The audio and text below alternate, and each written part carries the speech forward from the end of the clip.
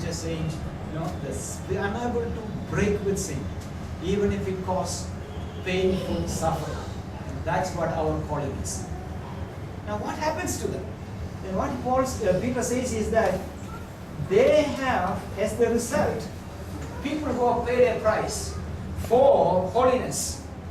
They do not live the rest of their earthly lives for human desires, but rather they do the will of God. They live for the will of God, rather for the will of God.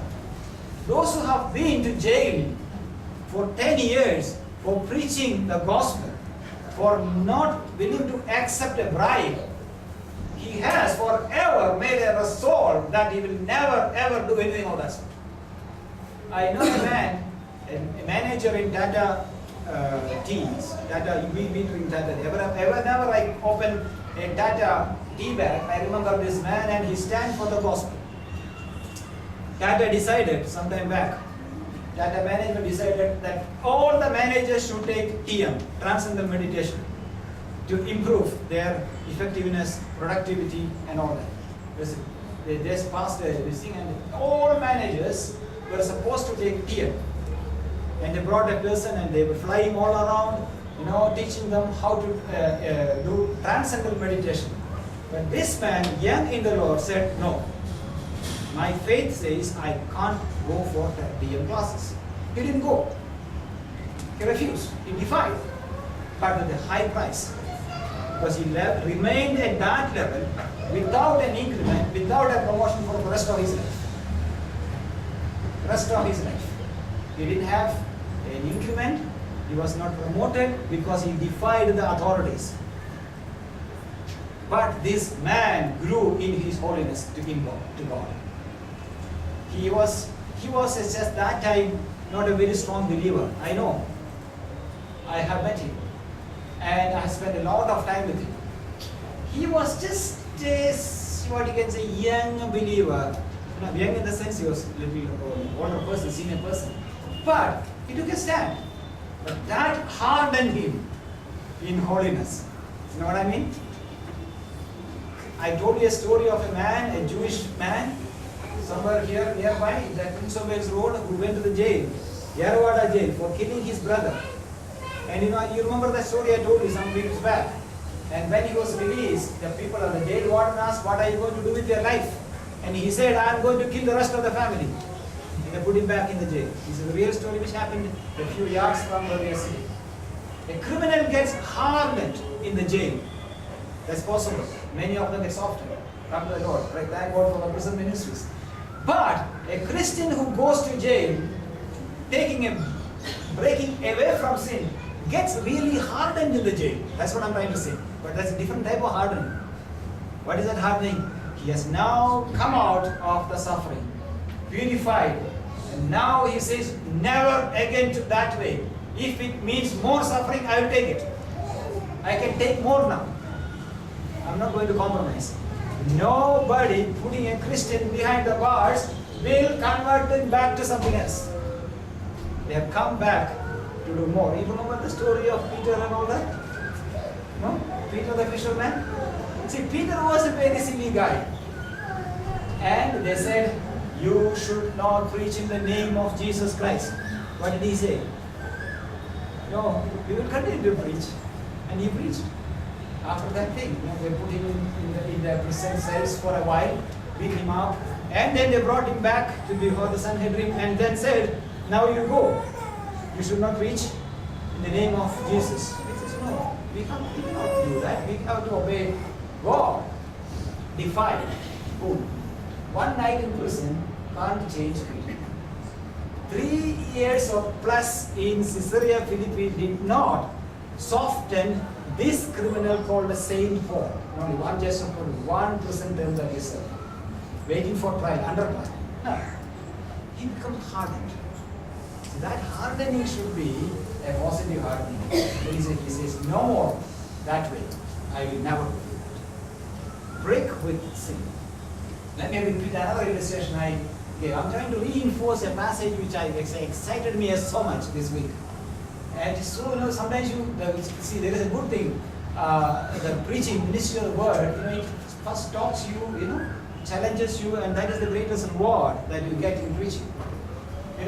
I told you this story again. A man who went to the military, army, young man, corrupt, immoral, spoiled brat. But there he comes to the Lord. And after a few months, being a Christian, being a believer, he returns home to his own town.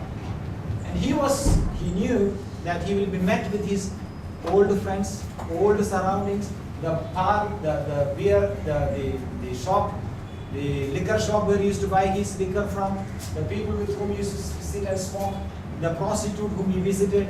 So that is where he is going back. So he asked the army chaplain, what should I do?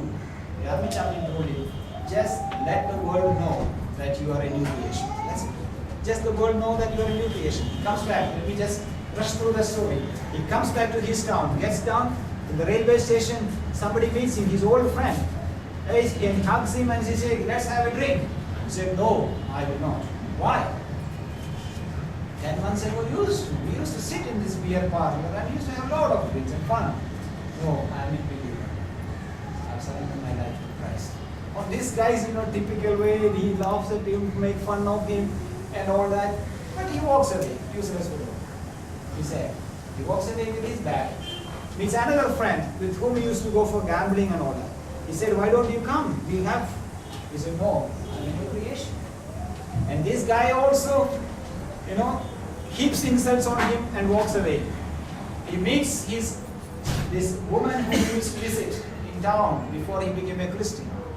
And she invites him. He said, no, I'm a new believer. I'm a new creation. I'm no more that old man like Augustine said.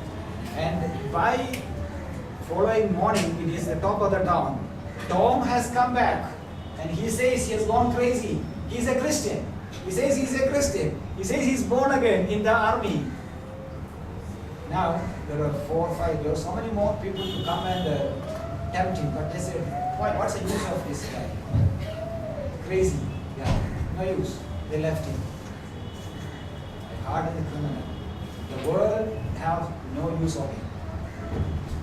I hope you know the irony in that statement. The world, he is absolutely useless to the world.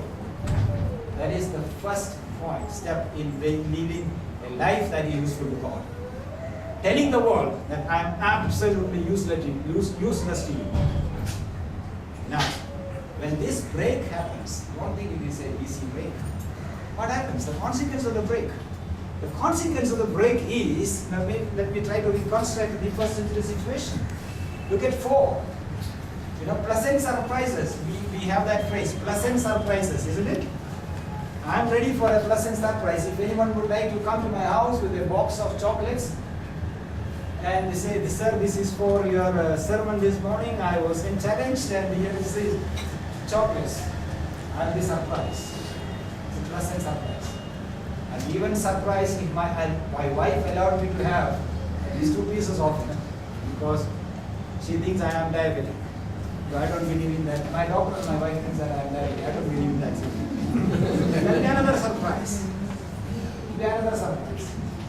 But here there is a surprise which is not a very pleasant surprise. You notice that? They are surprised. Who are surprised?